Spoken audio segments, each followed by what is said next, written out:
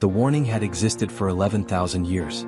It sat in the Conclave's central archive on the station called Vel-Soreth, a massive, slowly rotating ring of pale stone and crystallized memory lattice that orbited no star in particular, choosing instead to drift in the quiet dark between systems like an old librarian who had given up on finding a comfortable chair. The warning was not filed under threats. It was not filed under dangers, or hostile civilizations, or even curious anomalies. It had been filed 11,000 years ago, under a category that most younger Conclave members didn't even know existed anymore. It was filed under inevitable. The archivist who had created that category was named Suveth Karn. She had been a Delvari, one of the tall, slow-breathing species whose bodies were mostly hollow, filled with a network of resonating chambers that hummed faintly when they spoke, like a cathedral making conversation. The Delvari did not experience time the way most species did. They did not feel urgency. They did not feel panic. What they felt instead was a deep, patient certainty, a sense that all things were already written, already done, already finished, and that living was simply the process of watching it all unfold at the agreed-upon speed. Suveth Karn had watched the humans for 47 years before filing her warning. She had watched them through long-range spectral readers, through intercepted signal fragments, through the thin mathematical signatures that every civilization left in the cosmic background radiation, like fingerprints pressed into warm wax before the universe cooled. She had watched them fight each other with extraordinary creativity. She had watched them invent things, discard them, and reinvent them differently. She had watched them build systems and then spend enormous energy tearing those systems down, not because the systems failed but because they had grown bored with them. That last part was what made her file the warning under inevitable. Most dangerous civilizations were dangerous because they were hungry. They expanded because their worlds ran dry, their populations swelled past control, or their leaders needed conquest to justify their own existence. That kind of danger was controllable. The Conclave had protocols. You could reason with hunger. You could negotiate as needed. You could redirect appetite toward less destructive pastures. But humans, as best as Suveth Karn could observe from 11 light-years away across 47 years of careful watching, were not hungry. They were restless. And there was no protocol for restlessness. She filed the warning. She included 340 pages of supporting observation, 3 statistical models, and one final paragraph that she wrote not as an archivist but as something closer to a philosopher standing at the edge of a cliff, looking down. They will come. Not because they need to. Not because we have something they require. They will come because they have already done everything else within reach, and we are next on the list of things they have not yet done. When they arrive, they will not conquer us. Conquest is too simple for what they are. They will do something stranger and harder to recover from.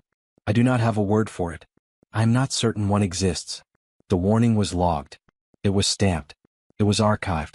And for 11,000 years nobody read it. The current archivist of Vel-Soreth was a Delvari named Tethasalun, and she had discovered Suveth Karn's warning entirely by accident. She had been reorganizing the inevitable category, which had grown to include 48 entries over the millennia, most of them about stellar events and gravitational drift patterns, when the human entry surfaced. She had read it in one sitting, which for a Delvari meant approximately 6 of what humans called hours, her resonance chambers humming softly in what an outside observer might have mistaken for contentment but was actually a very specific frequency her species produced when experiencing what could only be translated as dread that arrives slowly and stays forever. That had been 3 years ago. Since then, the humans had made first official contact with the Conclave. Since then, they had been given observer status.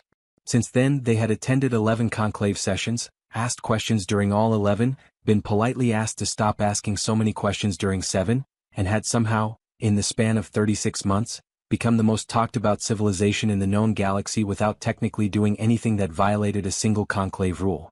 Tethasalun kept Suveth Karn's warning on her desk now. Not in the archive. On her desk. On a physical reading plate, the old crystallized lattice kind that you had to hold at a slight angle to catch the light properly.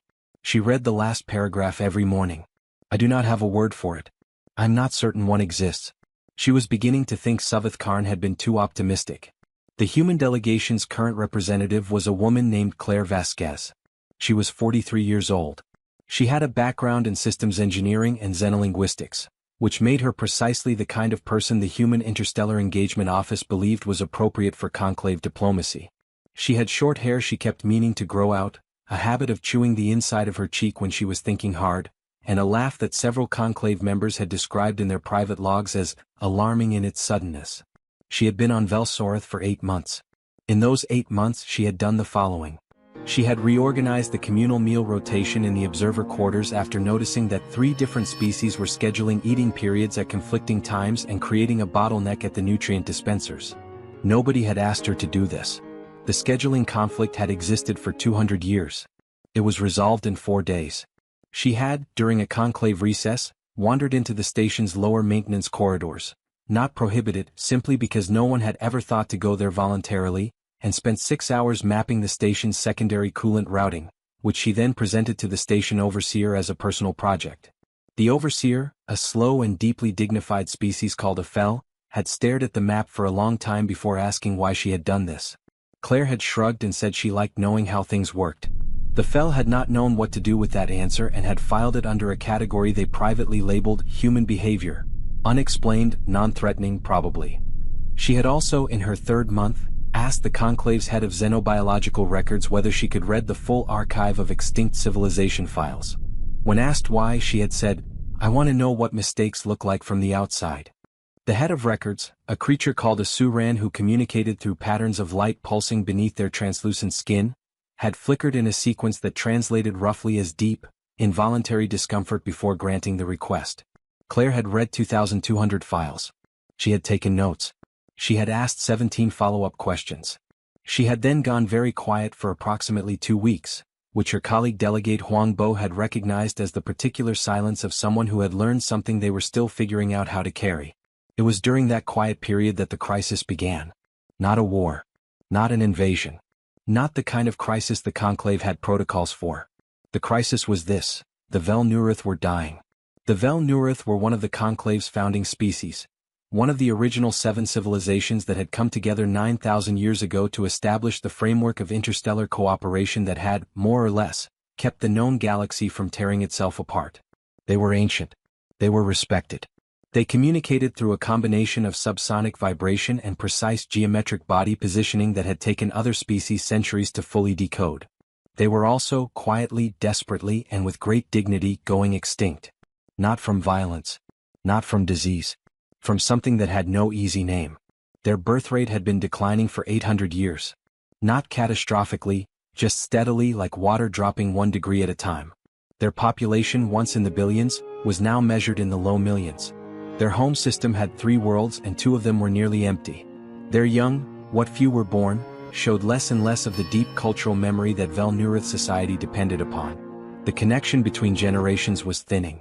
Their elders could feel it happening and could not explain it and could not stop it, and that inability was, for a species defined by its depth of continuity, a wound that had no bandage. The conclave had been trying to help for 300 years. They had offered genetic stabilization programs. Vel Nuruth had declined, not from pride, but from a genuine philosophical position that intervention in biological continuity was a form of lying to the future. They had offered cultural preservation frameworks. The Vel Nuruth had accepted these with grace and used them carefully and still declined in ways that made the frameworks feel like photographs of something that was already gone. They had offered habitation support, resource allocation, population distribution modeling. The Vel Nuruth had engaged with all of it thoughtfully and thanked the conclave deeply and continued, slowly and quietly, to disappear. The conclave did not know what else to do. And then Claire Vasquez came out of her 2 weeks of silence, knocked on the door of Tethasalun's archive and said, "I've been reading the extinction files. I think I know what's happening to the Vel Nuruth. I'm probably wrong. But I'd like to talk to them." Tethasalun studied Claire for a long moment. This was not unusual. Delvari studied everything for long moments. Their eyes, 4 of them set in a slow arc across the upper portion of their hollow faces, did not move quickly. They tracked things the way a tide tracks, which is to say, gradually, completely, and with a sense that eventually everything would be covered. "You have read 2,200 extinction files," Tethasalun said. Her voice resonated through the room at a low frequency that Claire's ears processed as speech but her sternum processed as something more like weather. "In how many standard days?" 14, Claire said. "That is," Tethasalun paused. "That is not a medically advisable pace." "I know. My sleep was bad." Claire sat down in the chair she had taken to using across from Tethasalun's desk. Nobody had given her the chair, but nobody had removed it either, and Claire operated in that particular zone of permission that was defined by the absence of prohibition. But I kept noticing something. Across a lot of the files. Not all of them. Maybe a third. What did you notice? A pattern in how civilizations describe the last few centuries before they go quiet. Claire pulled a small notation device from her jacket pocket. She had filled it, Tethys knew, with thousands of compressed notes. It's not starvation. It's not war. It's not even disease most of the time. It's something the files keep describing in different ways, but that keeps meaning the same thing. Which is, the future stops feeling real to them. Tethys resonance chambers produced a single low tone. Explain. Okay. Claire leaned forward, elbows on knees, the posture of someone who has been rehearsing this explanation in the shower. When a civilization reaches a certain age, and it seems to happen at different ages for different species, but it happens, they accumulate so much history that the history starts to outweigh the future in how they think. Not philosophically, neurologically, culturally. However it works for that species. The past becomes more present than the present. Every decision gets filtered through what came before. Every new thing gets evaluated against everything that already happened. This seems like wisdom. It is wisdom. It's genuine wisdom. I'm not saying it's wrong. Claire paused. But there's a cost. When the past outweighs the future in your cognitive architecture, when your entire cultural nervous system is oriented backward, why have children stops being an obvious answer? Because children are futures. Children are continuation. Children are the argument that tomorrow matters as much as yesterday. And if you can't feel that anymore, if tomorrow feels theoretical and yesterday feels real, then the impulse fades. Not from sadness. Not from despair. Just from a kind of gravitational pull. The past has more mass. You fall toward it. The room was quiet for a moment. Outside the archive's single narrow viewport, the dark between stars sat exactly as it always sat, patient, absolute, indifferent to small conversations in small rooms about large endings. The Vel Nurith, Tethys said slowly, are one of the oldest spacefaring civilizations in known record. Yes. Their culture is defined by the preservation and transmission of accumulated memory across generations. Yes. Their very identity is structured around continuity with the past. Yes. Claire's voice was quiet. They built the most beautiful backward-looking culture in the galaxy. And I think it's exactly what's pulling them under. Not because it's bad. Because it worked too well. Tethys looked at her for a long time. Then she said, "Why do you want to talk to them?" "Because I don't think any of the Conclave's interventions ever addressed this. They addressed symptoms. Resources, genetics, habitat. The things you can measure and redistribute." Claire set her notation device on the edge of the desk. Nobody ever sat with a Vel Nurith elder and said, "I think you've stopped believing in your own future. And I think I might understand why." Not to fix it. Just to say it out loud to someone who doesn't already know. "You believe speaking the thing aloud has value?" "I believe being witnessed has value," Claire said. "Especially by someone who arrived from outside the weight of it. Someone who doesn't carry the same gravity." Tethys was quiet for a very long time after that. Then she reached across her desk, picked up Suveth Karn's warning and held it up to the light. "I do not have a word for it. I'm not certain one exists. I will arrange the introduction," she said. The Vel Nurith elder's name, in the closest phonetic approximation that human vocal anatomy could manage, was Orith von Thessis. Though she had told Claire, through the station's translation system, that the name was really a geometric shape, and that speaking it in a straight line of syllables was like trying to describe a sphere by listing its points one at a time. "You can call me Orith," she had said, with the gentle resignation of someone who had made this concession 10,000 times. "It is the beginning of the shape. It will do." Orith was old. Even by Vel Nurith standards, a species whose elders commonly lived for 400 years, she was old. She stood at just under 2 meters, her body composed of layered segments that moved with a slow, tidal grace, each segment slightly translucent at its edges so that in certain light she appeared to be made of stacked pieces of pale amber glass. Her 4 lower limbs planted firmly on the floor at all times.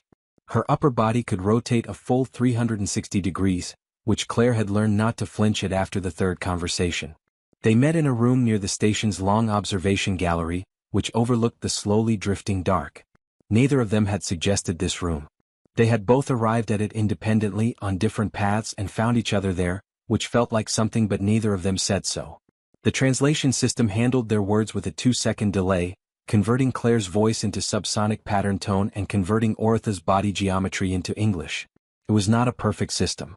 There were concepts on both sides that arrived slightly wrong, like a word in one language that exists untranslated into another, the meaning present but the landing point missing. "You have read about my people," Orith said. Her upper body had rotated slightly to orient toward Claire. This, the translation notes explained, was a gesture of full attention.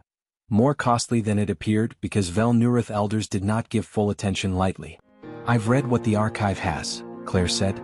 "I know that's not the same as knowing your people." "No," Orith agreed. "But it is more than most have done. I also read the files on what the Conclave has tried." "Yes." Oritha's segmented body shifted in a slow way that the translator annotated as Rai, a notation that struck Claire as deeply, unexpectedly moving, that a translation system old enough to have catalogued a dying civilization had developed a label for its particular kind of dark humor. "They have been very thorough. Can I ask you something?" Claire said. "And can you tell me if the question is wrong, not just if the answer is no but if the question itself is pointed in the wrong direction?"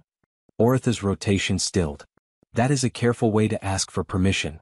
I've been learning that questions can do damage before you even get to the answer." "Yes," Orith said. "They can." She settled. "Ask." Claire looked out at the dark for a moment first. "When you imagine the future of your people," she said, "what does it look like?" The translation delay ran its 2 seconds. Then it ran 2 more. Then Orith said very quietly, "I do not imagine it." "Why not?" "Because," she paused. The translator flickered, indicating a long internal search for the right geometry to encode. "Because imagining it requires believing it will be different from now. And now is so full. So heavy. Every moment I exist in, I can feel the 9,000 years behind it. Every choice I consider, I feel it echo against every choice my ancestors made in the same direction." A slow rotation. "It is not grief. I want you to understand that. It is not sadness. The past is not painful. It is present. It is here with me at all times. My ancestors are not memory. They are company. And when your company is that vast." "The room is already full," Claire said softly. A long pause. "Yes," Orith said. "That is," the translator flickered again. "That is the closest any non-Vel Nurith has ever come." They sat with that for a while. Outside, the dark between stars did what it always did. Nothing, completely and with perfect consistency. Then Claire said, "I want to tell you something about my species. Not to compare. Not to suggest it means anything for yours. Just because I think you've been carrying something alone for a very long time and I'd like to sit on the other side of it." "Speak," Orith said. "Humans forget things constantly," Claire said. "Not just facts. We forget feelings. We forget what it was like to be a previous version of ourselves. We lose our own past regularly and completely. It used to embarrass us, this leakiness, this inability to hold what we've been. We built systems to compensate. Writing, recording, archiving. We spent thousands of years trying to become more like you. Trying to keep everything. And we never quite managed it. The leakiness stayed. And we, most of us most of the time, stopped seeing it as a failure." She paused. "Because the forgetting is also the thing that lets us believe in tomorrow. If I carried every version of myself at full weight all the time, the way you carry your ancestors, I don't think I could move. I don't think I could imagine anything new. The lightness isn't just loss. It's also propulsion." Orith was still for a very long time. "You are saying," she said at last, "that your species' great failure is what allows your great restlessness." "I'm saying maybe they're the same thing," Claire said. "And maybe neither of ours is wrong. Just pulling in different directions. Yours toward depth. Ours toward distance." Another long silence. Then Orith said something that the translation system rendered as a single word, but flagged with an annotation that said, "Vel Nurith, no direct equivalent, nearest meaning, the specific feeling of being understood by someone who cannot fully understand you, and finding that this is enough." Claire read the annotation. She did not say anything. She did not need to. Word traveled on Vel Sorith the way rumors travel in quiet places, not quickly but thoroughly. Within a week of Claire's first conversation with Orith, there were 7 separate internal memos circulating among Conclave members about what had happened in the observation gallery. The memos were careful and measured, written by people who were professionally required to be careful and measured, but there was a quality to them, an undertone, a certain tightness in the phrasing, that Tethys Saloon recognized as the written equivalent of holding your breath. The conclave was unsettled. Not by anything Claire had done wrong. That was the part that was hardest for them to process. She had done nothing wrong. She had sat with an elder of a dying species and had a conversation. She had not violated protocol because there was no protocol for the thing she had done. She had not overstepped because no boundary had been drawn in that particular space. She had found, as Claire Vasquez consistently found, a gap in the existing structure and had simply walked through it. The conclave convened an informal session. Informal sessions were technically called information-sharing forums, a name chosen centuries ago specifically because emergency meetings sounded alarmist and the conclave was constitutionally opposed to alarmism. 17 senior delegates attended. Delegate Musath of the Fel opened the session by standing very still for 45 seconds, which was their species' way of indicating that what was about to be said was being said with great care. The human delegate has been speaking with Elder Orith von Thessus, Musath said. She has been speaking with her about the nature of Vel Nurith cultural decline. She has offered not solutions, not interventions. What the translator logs describe as perspective from outside the gravity. Delegate Ein-2 of the Su-Ran pulsed a rapid-fire sequence beneath their skin that translated as, "This is unprecedented." "It is also unscheduled," said Delegate Vorth of the Chathi, a species of slight, bird-like creatures who communicated largely through the precise angle of their wing feathers and who were, culturally, extremely committed to things happening at scheduled times and in scheduled ways. Vortha's wings were held at approximately 40 degrees from horizontal, which indicated formal concern. The human was not given a mandate to engage with the Vel Nurith on this matter. She was not prohibited, Tethasalun said.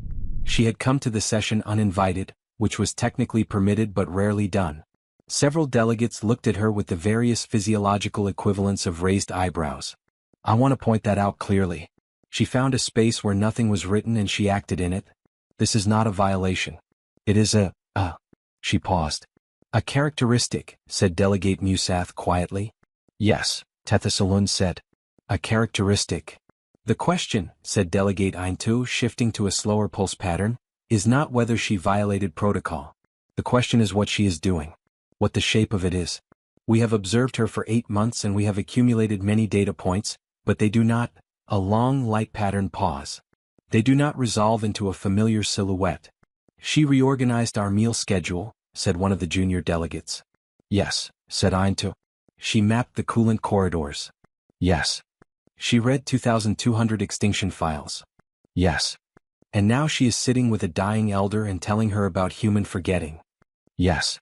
The room was quiet for a moment. "Is she," said Delegate Vorth, wings adjusting, "trying to fix them?" Tethasalun thought about this carefully. "No," she said finally. "I do not believe that is the right word for it. Fixing implies a belief that she knows the correct outcome. I do not think she knows the correct outcome. I think she is doing something different." She paused again, working through it in real time. "I think she is trying to add herself to the equation. Not as a solution. As a variable. She wants to change what is possible by being present in a way that was not present before." Another silence. Delegate Musath stood very still again. Then they said, "Savath Karn filed a warning 11,000 years ago." The room temperature did not change. The lighting did not change. But something shifted in the way everyone in the room was breathing. A collective microadjustment, the physiological equivalent of 20 people simultaneously deciding to pay closer attention. "I know," said Tethasalun. "I keep it on my desk." "She said they would do something stranger and harder to recover from than conquest," Musath said. "She said she did not have a word for it." "Yes." Musath looked at the archivist with all the patience of a species that processed time like weather. "Do you have a word for it yet?"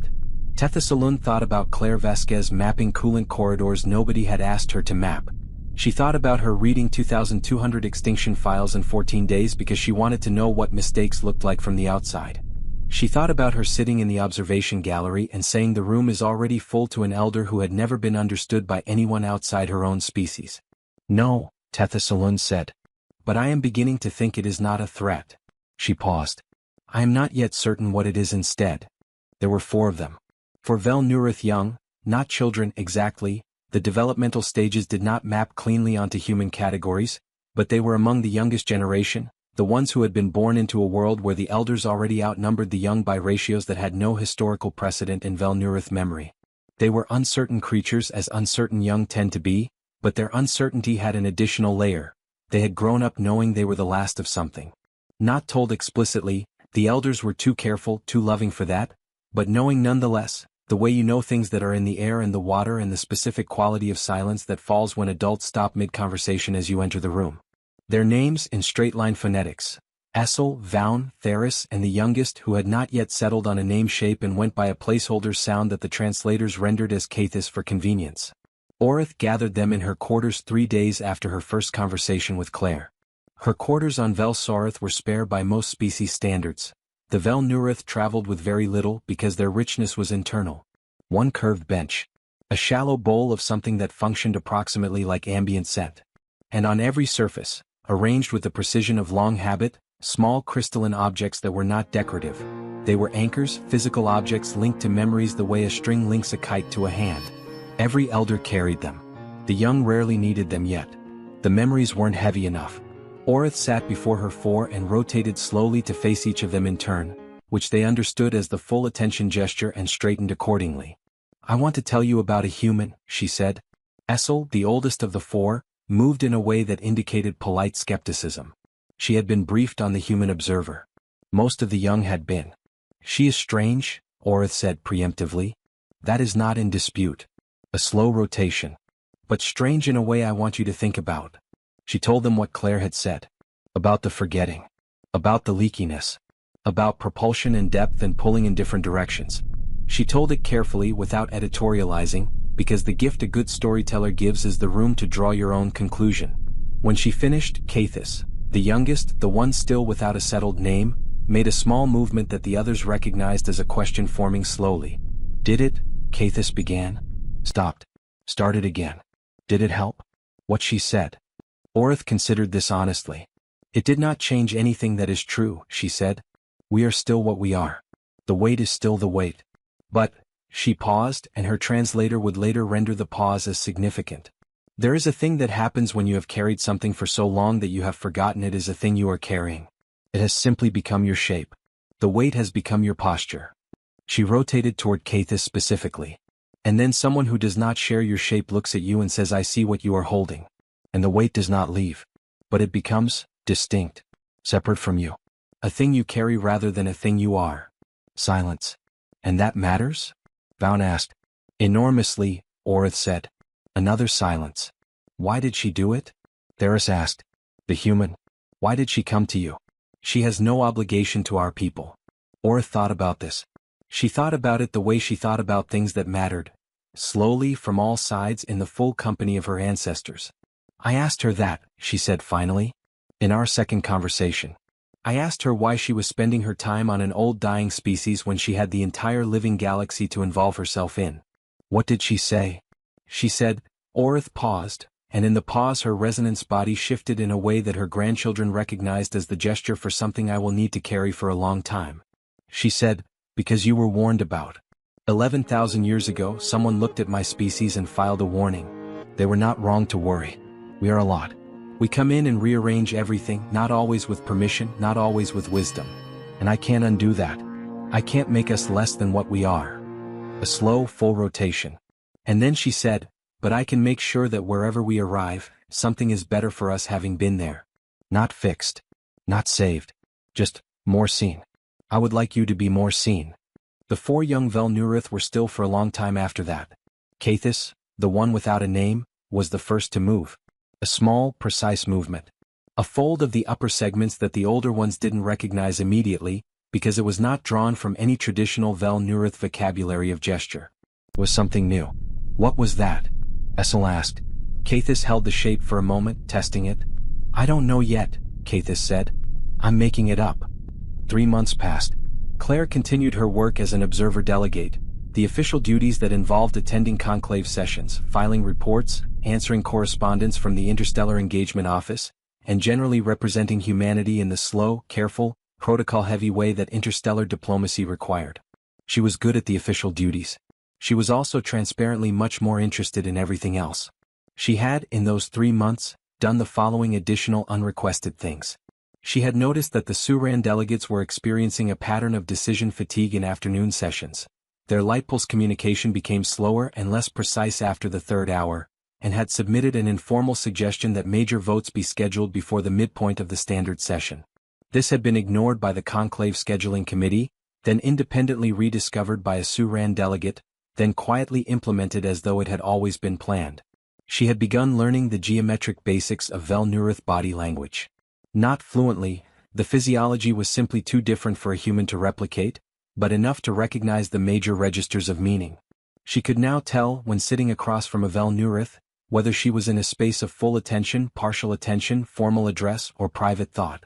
This was, by the assessment of the station's xenolinguistics team, something that typically required 3 years of dedicated study. She had managed approximate functional literacy in 4 months because she had, as she explained to a baffled researcher, been paying attention during all the parts where nothing was officially happening. She had also, quietly and without announcement, begun spending an hour each week in the archive with Tetha Saloon. Not always working. Sometimes sitting. The Delvari did not require conversation, and Claire had learned to be comfortable in the particular silence of a being for whom stillness was not emptiness. During one of these silences, Tetha Saloon had said, "I have been studying Savath Karn's notes. Not the warning. The full research record. 47 years of observation." "And?" Claire said.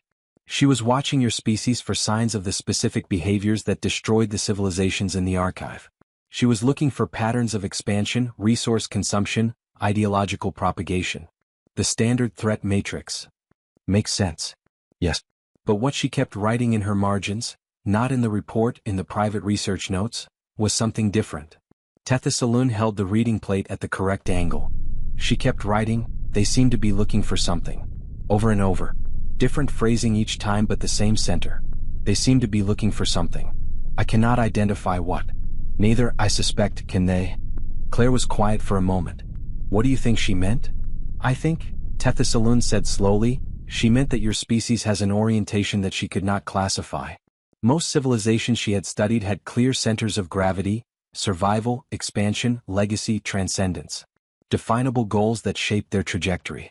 Your species has, a directionality without a fixed destination. She could see the reaching and could not find the target." "Maybe there isn't one," Claire said. "Is that comforting or terrifying?" Claire thought about it. "Both," she said. "Mostly both." Tetha Saloon set down the reading plate. "There is a concept in Delvari philosophy," she said. "Very old. Rarely used anymore because it describes something we mostly believed was specific to certain physical phenomena. It translates, approximately, as, the thing that changes its container by passing through it." She paused. "Water through stone. Light through crystal. Pressure through membrane. The container is altered. The passing thing continues." "You think that's what we are," Claire said. "I think that is the closest word I have found," Tetha Saloon said. "It is not conquest. It is not saving. It is not even influence in the way we usually mean. It is," she paused. "It is the kind of presence that leaves everything it touches different. Change. Not better or worse by any single standard. Just, permanently, irreversibly other than it was." Silence. "That should be terrifying," Claire said. "Yes," Tetha Saloon agreed. "Is it?" Another long Delvari pause. "Less than it was," the archivist said. "Considerably less than it was." Cathis had been developing a vocabulary of new gestures for weeks. Not in secret. Secrecy was not a concept that mapped cleanly onto Vel-Nuruth culture, but in the private way of someone testing weight before committing. Each new gesture was small. A fold here. An angle of the upper segments there. A way of holding the lower body that didn't come from any ancestral grammar. The other young watched with a mixture of uncertainty and something that was, very quietly, the opposite of uncertainty. When Cathis asked to meet with Claire, Orith accompanied but sat back, which the young understood as, "I am here. This is yours." Claire had come to these meetings as she came to most things, without a prepared agenda, with a notation device, and with the particular quality of attention that the Vel-Nuruth had taken to describing among themselves as full-body listening, because unlike most species, Claire appeared to involve her whole physical presence in hearing. She leaned forward. Her hands went still. Her eyes stopped moving and fixed. Cathis began with a gesture, one of the new ones, that held a shape for a moment before releasing it. "What does that mean?" Claire asked. "It means," Cathis paused. "It means the future that has not been felt yet. Different from the future that hasn't happened. Something cannot have happened but still feel real. We have many words for that. This is for the future that has not been felt." That exists in thought but not in the body. Did you make that up? Yes. Claire was quiet for a moment. Then, does your language have that word? Did it before? No, Cathis said. It had near words. Words for anticipated grief. Words for imagined futures that would never come. But not, the gesture again held longer. Not for the future that waits to be felt. That is not yet real but could become real. The gap between knowing something and believing it. Why did you need a word for that? Cathis's segmented body shifted in a way that Orith recognized, with a private, quiet, enormous feeling, as the gesture her grandchild made when about to say something true. Because, Cathis said, I had that feeling. And I had no word for it. And I needed a word for it so I could tell myself it existed. Claire did not say anything for a moment. Then she said, what does it feel like? The thing the word is for. Cathis thought carefully. Like standing at the edge of water, Cathis said finally. Not in it. Not away from it. At the edge. The water is real. You can see it. You can feel the temperature of the air above it. But you have not yet decided to go in. And the moment before you decide, the gesture one more time. That exact moment. I lived in that moment for a very long time. I thought it was an empty place. A place of waiting. But it is not empty. What is it? It is where the future lives, Cathis said, before you let it in. In her report to the Interstellar Engagement Office that night, Claire wrote many things about conclave proceedings and observer protocols and the administrative details that the office needed and expected. At the very end, after the official content, she wrote one personal note that she marked as non-essential, the way she marked all the things that were most essential. One of the Vel Nurith Young invented a new word today. For something their language didn't have before. I don't know what that means yet, statistically or culturally or scientifically. But I know what it means in the room. It means someone who had stopped believing in their own future has started building a vocabulary for it. They're making the infrastructure for a thing they haven't let themselves feel yet. That's not nothing. That's the opposite of nothing. I don't know what happens next. But something is different now. Something passed through something else and left it changed. HFY I need to think about this for a long time. She sent the report. Then she sat at her small desk in the observer quarters and looked out at the dark between stars for a while. It was the same dark it had always been. It looked different anyway. The session had been called formally this time. Not an information-sharing forum. An actual session. Agenda Item 4. Vel Nurith Cultural Continuity, Assessment of Current Intervention Outcomes and Future Strategic Direction. Which was conclave language for, something is happening and we need to decide how to feel about it officially. Claire attended as an observer, which meant she sat in the gallery above the main floor, a beautiful carved sweep of pale stone that curved around the chamber like a parenthesis, and watched without speaking. This was technically her role at all formal sessions. She had learned to be comfortable with it in the way you learn to be comfortable with anything you have no power to change, completely and without pretending it was a preference. Below her, 17 delegates arranged themselves in the session configuration, a large, slightly irregular oval that had been the conclave's traditional seating formation for 9,000 years. Each position in the oval had history attached to it. You could read the political archaeology of the galaxy just from knowing who sat where. The Vel Nurith position, there were 2 seats for a species that had once sent 12 delegates and now sent 2, was occupied by a senior diplomat named Erwin Veth and, unusually, by the young Cathis, who had been brought as an observer participant at Oritha's quiet insistence. Cathis sat very still and held the new gestures close, private, not performing them. Delegate Musath of the Fel opened. Over the past 4 months, Musath said, with a particular carefully weighted slowness that indicated high official gravity, the human observer delegate has engaged in 17 documented interactions with Vel Nurith individuals on Vel Sorith Station.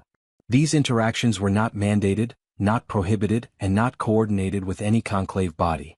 They were conducted in what the human describes as a very slight pause. Personal initiative. Delegate Vorth of the Chathi, wings at formal concern angle. Is personal initiative a category our framework accommodates? It is not a category our framework has previously needed to accommodate, Musath said. Then we have a structural gap. We have many structural gaps, said Tethasalun, from a position at the edge of the session floor where archivists were permitted to stand, though rarely did. This particular gap has existed for 9,000 years. We have simply never had a species present that moved through gaps as a primary navigation strategy. Vortha's wings adjusted.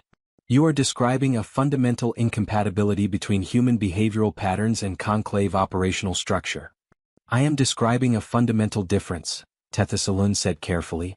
Incompatibility is a conclusion. I am not ready to draw that conclusion. Delegate Ainta pulsed slowly. What outcome has the humans' engagement produced, concretely? Delegate Erwin Veth of the Vel Nurith had been still throughout, in the formal posture of a diplomat. Now they moved.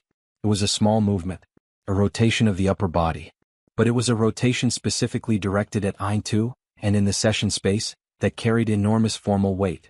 I will speak to that, Erwin Veth said. The room settled. 3 weeks ago, Erwin Veth said, the first new Vel Nurith birth in 7 years was registered in our home system. We do not attribute causation to any single factor.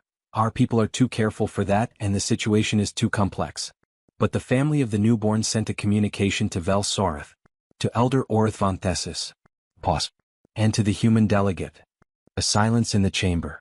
They said, Erwin Veth continued, that they did not know why things felt different. They said they had not changed their beliefs or their philosophy. The weight of the ancestors was still present, still real, still with them. But something had shifted in how they related to the future. They described it as a slight tilt of the body, as no longer being afraid of the future's emptiness, because they had been reminded that emptiness is also another word for space. The chamber was very quiet. In the gallery above, Claire had stopped chewing the inside of her cheek, a habit she had when thinking hard, and was very still. Space, she thought. Not nothing. Space. This is one birth, Delegate Vorth said carefully. One family. We should not. No, Erwin Veth agreed immediately. We should not draw large conclusions from small data. We are Vel Nurith. We are constitutionally opposed to small data. The rotation deepened, a gesture the translation system annotated as something in the vicinity of dark humor. But we are also constitutionally required to notice a thing when it is happening. And something is happening. Musath stood very still for a long time.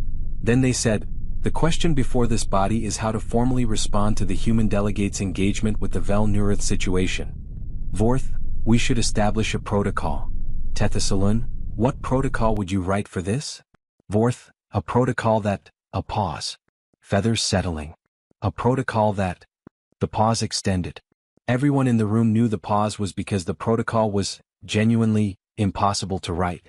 How do you write a protocol for presence? For the specific quality of attention Claire had brought to a dying elder and 4 uncertain young? For sitting in the observation gallery and finding the right words for something nobody had named? Caro, said Erwin Veth, a Vel Nurith word that the translator had never had to use in a formal session before, because it was not a formal word. It was, approximately, a word for enough. Now the point has been reached. Let us not write a protocol that turns something living into something filed. The chamber was quiet. Then, from the gallery, without being called upon, without a mandate, without anything except the particular restlessness of a species that found gaps and walked through them, Claire Vesquez leaned forward over the carved stone railing and said, loudly enough to be heard, I have a suggestion. If it's appropriate for an observer to make one. Every face in the chamber turned up toward her. Give the Vel Nurith a seat on the strategic planning body, she said. Not a courtesy seat. A real one. With full voting weight on decisions about long-term conclave direction. Pause. Because the thing I noticed, reading 2,200 extinction files, is that the species that disappeared mostly disappeared because the living galaxy stopped organizing itself around their continued existence. Not from malice. Just from momentum. Things moved on. And they were left in the archive.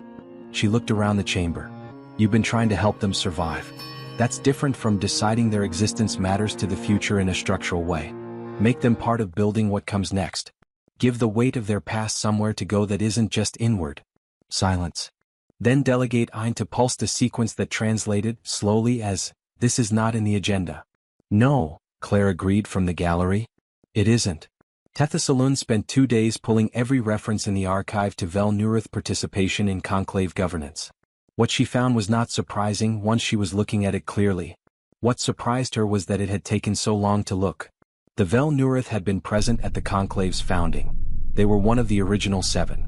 Their philosophical framework, specifically, the idea that civilizations owed responsibility to the civilizations that came after them, not just the ones that came before, was embedded in the conclave's foundational documents so deeply that most members didn't know it had originated with the Vel Nurith at all. It had simply become the way things were. Background. Infrastructure. And over 9,000 years as the Vel Nuroth population declined and their delegation shrank and their voice in proceedings grew quieter, the conclave had adapted its administrative structures, its voting weights, its strategic planning bodies, in ways that slowly, unconsciously, marginalized the very philosophical foundation they had been built on. Not maliciously. Not even negligently, exactly. Just, the way living systems adapt. Moving toward what was growing, away from what was receding. Optimizing for the present without noticing the cost being levied on continuity. Tethasalun wrote a 40-page report. She wrote it in her own voice, not the careful official voice of an archivist. She wrote it the way Savathkarn had written that final paragraph 11,000 years ago, not as a filing but as a thing that needed to be said out loud.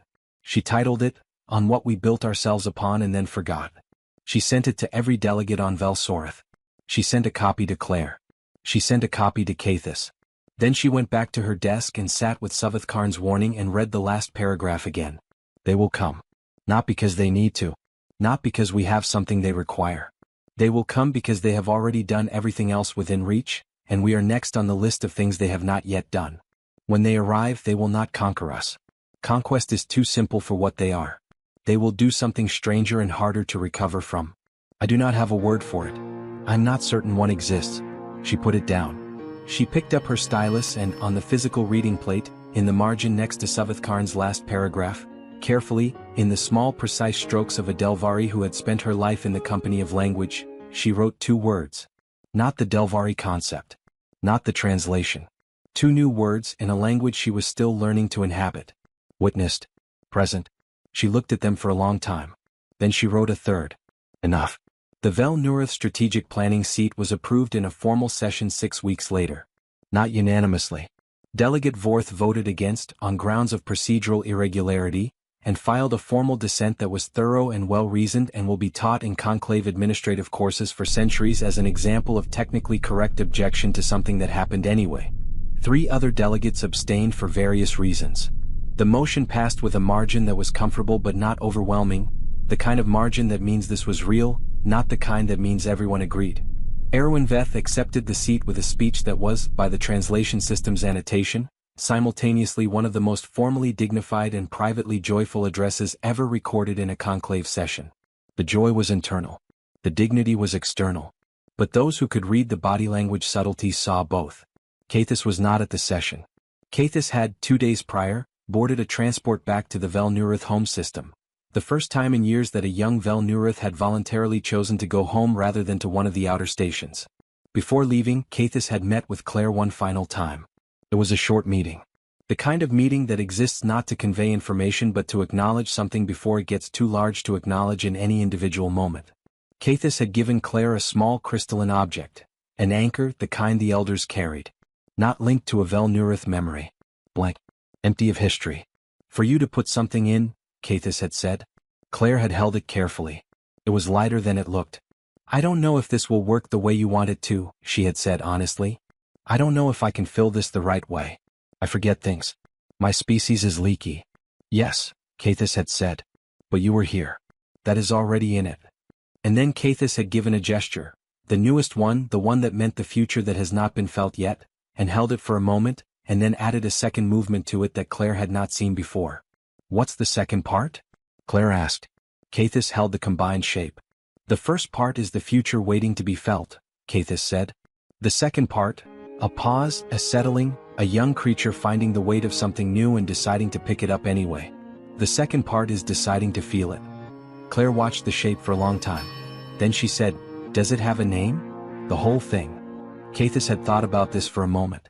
Not yet, Caithus had said. But I am working on it. 2 years later.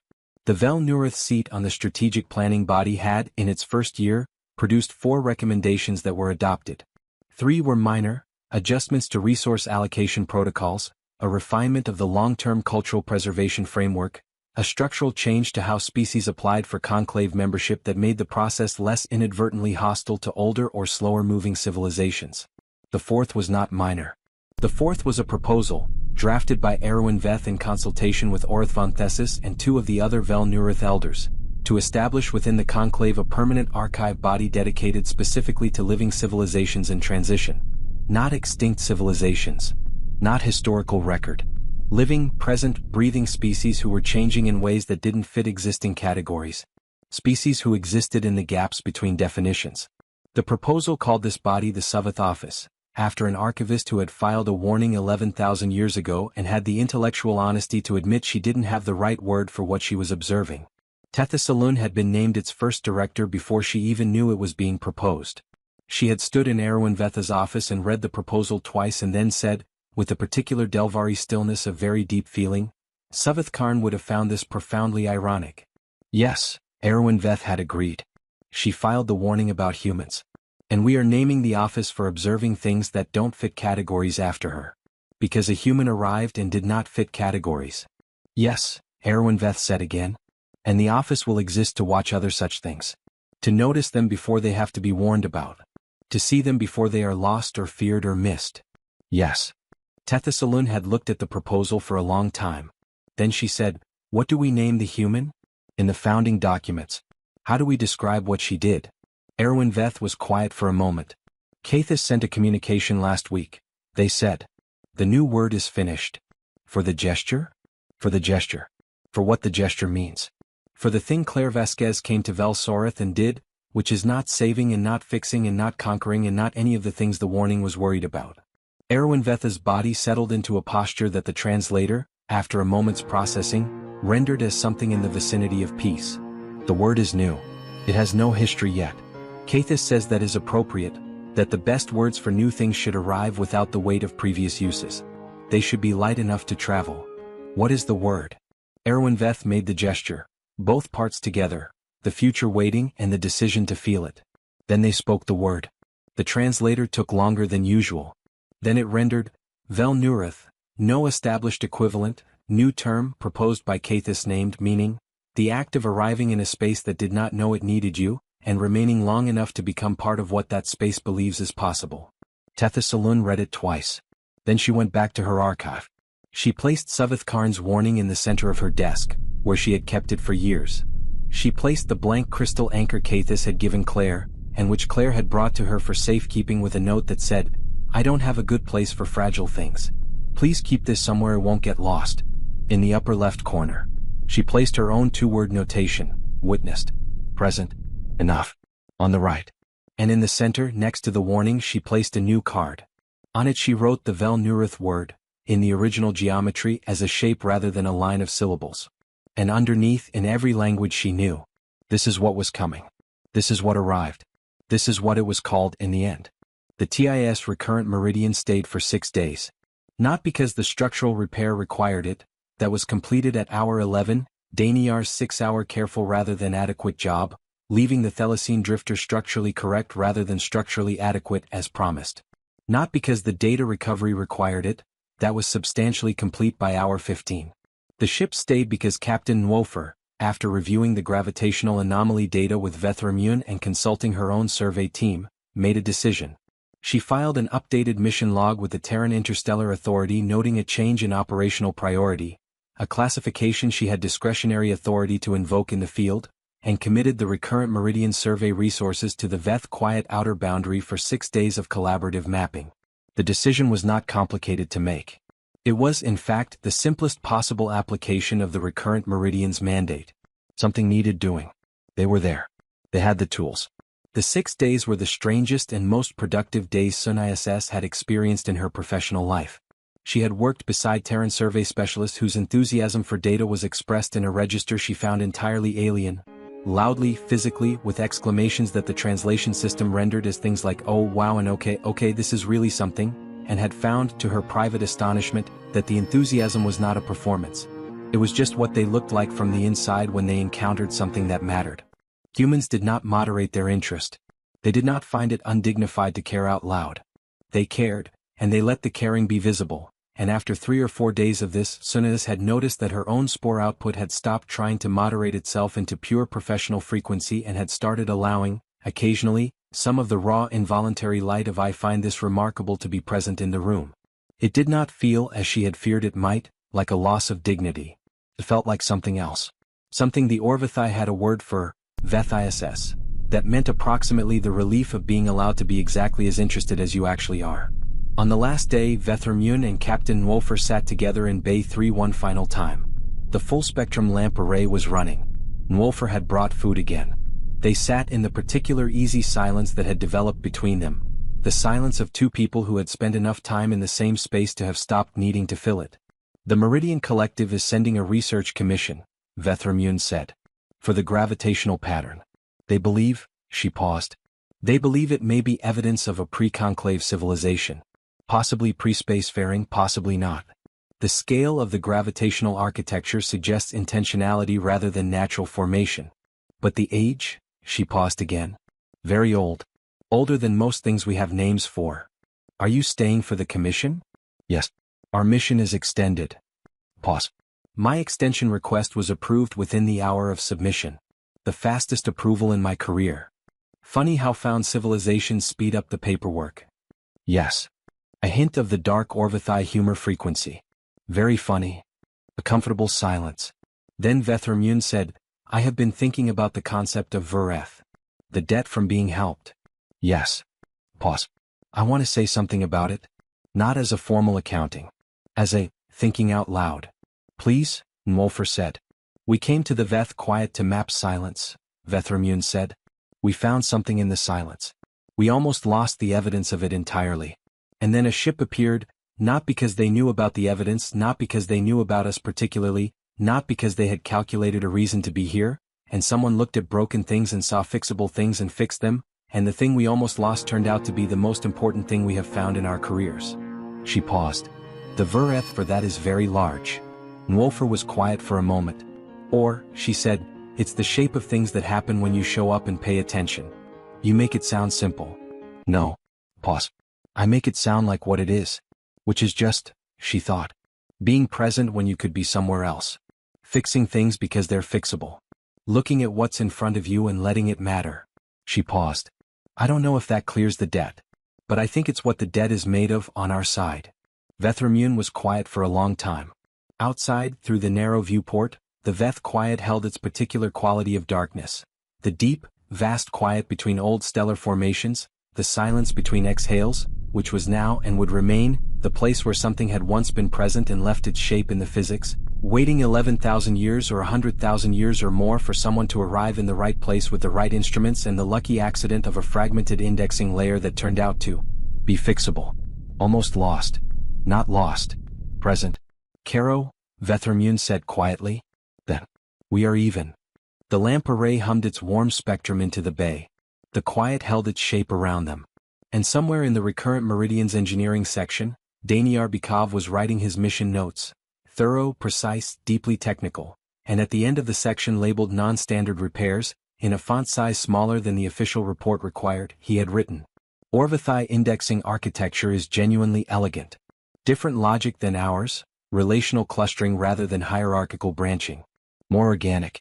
Less efficient in linear terms, more resilient in nonlinear stress scenarios. I learned something.